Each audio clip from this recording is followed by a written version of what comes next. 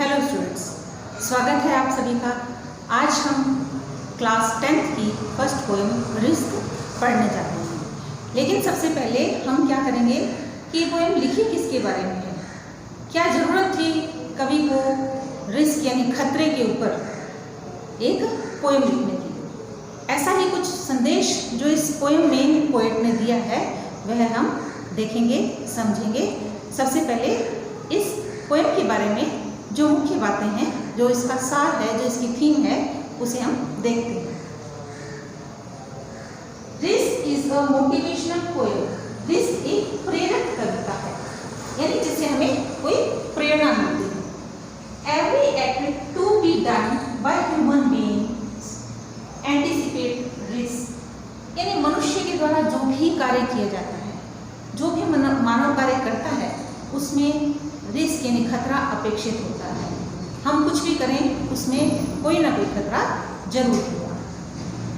Hope make results to disappear and life into death. आशा क्या है, निराशा में बदल जाती है। जीवन क्या है, मृत्यु में बदल जाता है।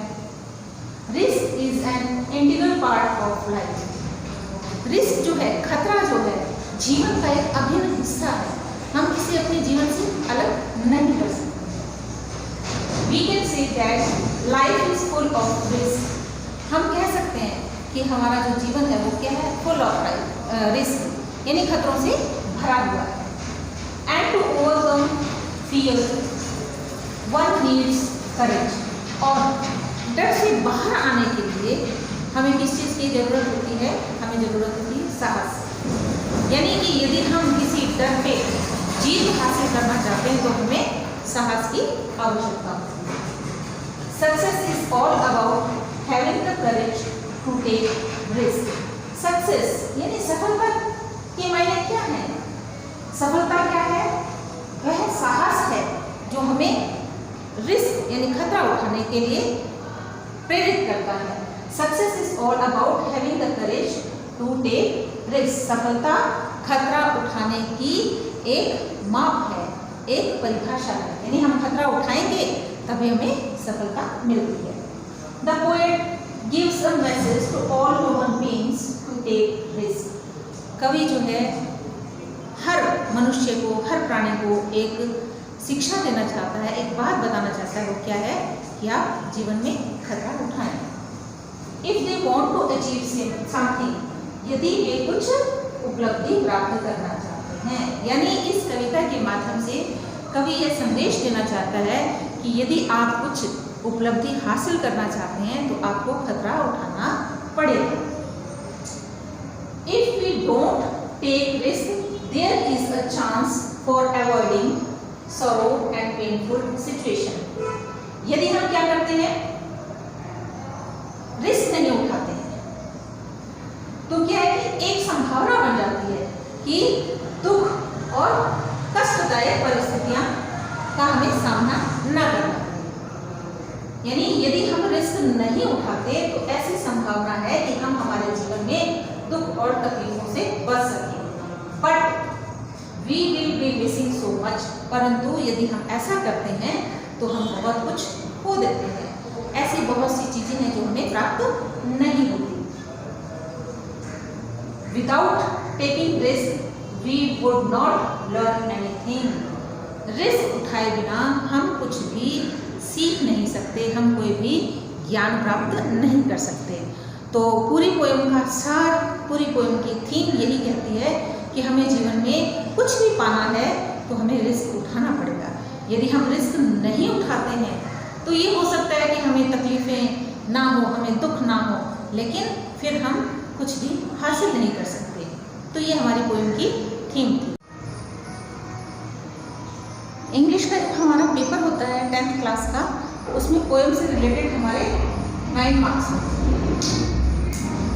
इन 9 मार्क्स में से 4 मार्क्स हमारे एक्सप्लेनेशन से संबंधित क्वेश्चंस के होते हैं और 5 मार्क्स हमारे डायरेक्ट क्वेश्चंस के होते हैं। आपके सिलेबस में जितनी भी पोएम्स दी हुई हैं उनमें से आपको 2 एसेस दे दिए जाते हैं और आपको कहा जाता है कि दोनों में से एक करना है।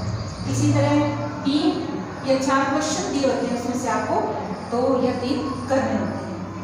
तो हिंदी में आपने देखा होगा आपके क्वेश्चन होते हैं सप्रसंग व्याख्या कीजिए, वही यहाँ ये वही प्रश्न है इंग्लिश का, ये वही क्वेश्चन है। Explanation with reference to the context, but risk must be taken because the greatest hazard in life is to risk nothing. ये जो आपकी पोएम की लाइंस हैं ये आपको दे दी जाएगी और आपका क्वेश्चन होगा रेफरेंस कॉन्टेक्स्ट एक्सप्लेनेशन लिखिए।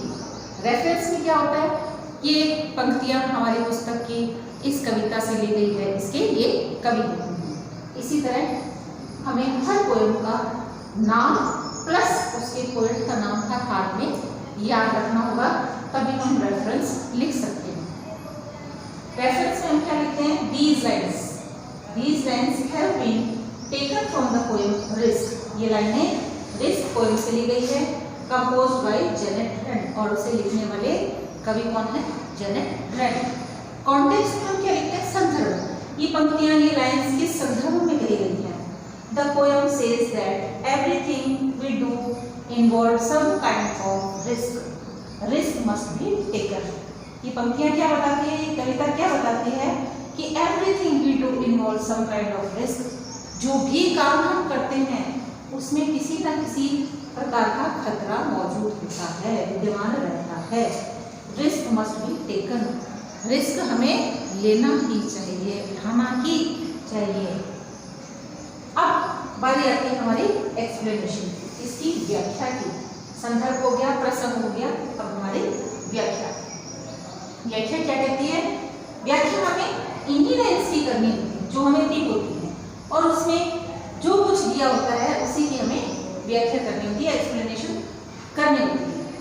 इन this line the poet says that risk must be taken. इन पंक्तियों में कवि क्या कह रहा है कि खतरा उठाया जाना चाहिए, यानी हमें हर हाल में रिस्क, खतरा उठाने के लिए तैयार रहना चाहिए।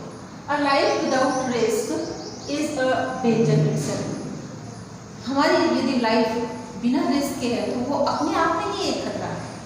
कैसे? One who does not take risk can do nothing in his life. एक व्यक्ति जो अपने जीवन में रिस्क नहीं उठाता, खतरा नहीं उठाता, वह अपने जीवन में कुछ भी नहीं कर सकता। इस तरह इन पंक्तियों की व्याख्या, एक्सप्लेनेशन क्या होती है कि हमें हर हाल में रिस्क उठाना है। रिस्क ना उठाना, खतरा ना उठाना भी अपने आप में एक खतरा है। यदि कोई व्यक्ति अपने जीवन में रिस्क नहीं उठाता तो वो आगे नहीं बढ़ सकता, कुछ भी नहीं कर सकता। One who does not take risk can do nothing in his life. इस तरह के एक्सप्लेनेशन वाले जो क्वेश्चंस होते हैं वो आपके 4 नंबर के होते हैं। इनके अलावा 5 नंबर के लिए जो क्वेश्चन आते हैं इस पोएम में से ही नहीं, बाकी किसी भी पोएम में से आ सकते हैं, अलग अलग पोएम्स में से आ सकते हैं। वो इस तरह के क्वेश्चन होते हैं, डायरेक्ट क्वेश्चन होते हैं। What is success? आपको अपनी इच्छा से नहीं बताना कि सक्सेस, सफलता क्या होती है, बट हमें इसका आंसर किस बेस पर देना है, हमें इसका आंसर रिस्क पोएम के बेस पर देना है कि रिस्क पोएम में सक्सेस को कैसे डिफाइन किया गया है। What is success? सक्सेस क्या बताया था कि रिस्क को फेस करने का करेज ही सक्सेस है। Second question, who is truly free? वास्तविक रूप में कौन फ्री है, कौन आजाद है? जो रिस्क उठाते हैं वो क्या है, ट्रूली फ्री है।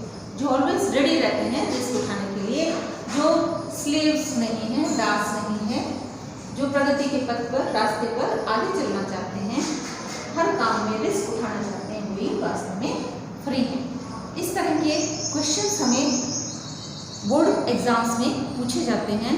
तो पोएम से रिलेटेड मैंने आपको बताया कि 2 तरह के क्वेश्चन होंगे, एक एक्सप्लेनेशन की और दूसरे डायरेक्ट। और इसी के साथ आज की अपनी ये क्लास कंप्लीट होती है।